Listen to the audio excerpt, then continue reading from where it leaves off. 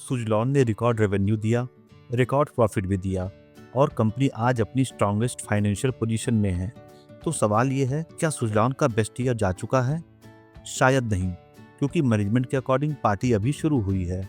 और अगर मैनेजमेंट सही है तो इन्वेस्टर शायद आज भी स्टोरी का सबसे इम्पॉर्टेंट पार्ट मिस कर रहा है। आज डिकोड करते हैं कि सुजलॉन का बेस्ट ईयर पीछे है या अभी आना बाकी है। मोस्ट इन्वेस्टर्स सुजलॉन को सिर्फ एक विंड टरबाइन कंपनी के रूप में देखते हैं, लेकिन आज सुजलॉन सिर्फ टरबाइन बेचकर पैसा नहीं कमाता।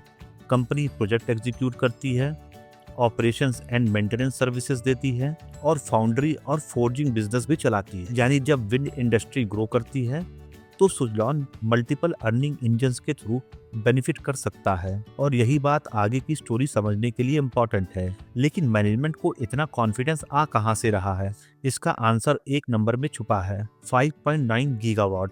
यह सुजलॉन का करंट ऑर्डर बुक है और मैनेजमेंट के अकॉर्डिंग इंडियन विंड इंडस्ट्री अभी मल्टी ईयर ग्रोथ साइकिल के बिगिनिंग में है। FY26 में विंड इंस्टॉलेशंस 6 गीगावाट क्रॉस कर गई, लेकिन मैनेजमेंट बिलीव करती है कि इंडस्ट्री फ्यूचर में 10 गीगावाट और इवेंचुअली 15 गीगावाट एनुअल इंस्टॉलेशन तक पहुंच सकती है। सिंपल लैंग्वेज में समझें, आज जो सुजलॉन देख रहा है वो सिर्फ करंट डिमांड नहीं है, वो अगले सालों की पोटेंशियल डिमांड भी देख रहा है। और इसी वजह से मैनेजमेंट फ्यूचर को लेकर अनयूजुअली ऑप्टिमिस्टिक नजर आ रही है। लेकिन स्टोरी यहाँ और इंटरेस्टिंग हो जाती है, क्योंकि मैनेजमेंट सिर्फ टरबाइंस की बात नहीं कर रहा। मैनेजमेंट EPC बिजनेस का शेयर FY28 तक 50% तक ले जाना चाहता है और आंध्र प्रदेश में 2.1 गीगावाट डेवलपमेंट राइट्स को मोनेटाइज करने की अपॉर्चुनिटी भी है। कंपनी एक्सपोर्ट्स मार्केट में री एंट्री कर रही है।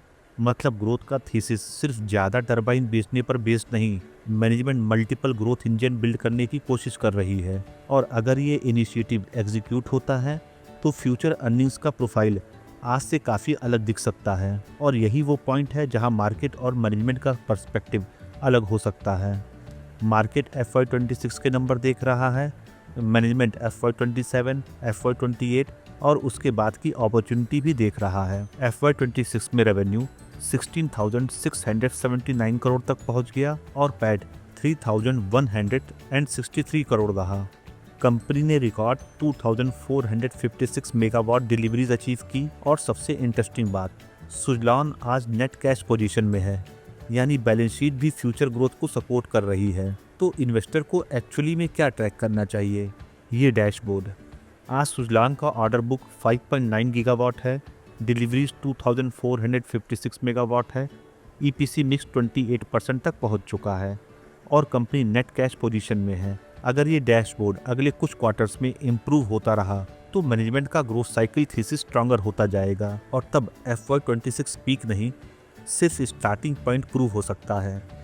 फिलहाल एक बात क्लियर है, सुजलॉन ने अपना बेस्ट फाइनेंशियल ईयर डिलीवर किया है, लेकिन मैनेजमेंट को लगता है कि रियल अपॉर्चुनिटी अभी भी सामने है। और इसी सवाल का आंसर अगले कुछ क्वार्टर्स में शेयर होल्डर्स के रिटर्न डिसाइड कर सकते हैं।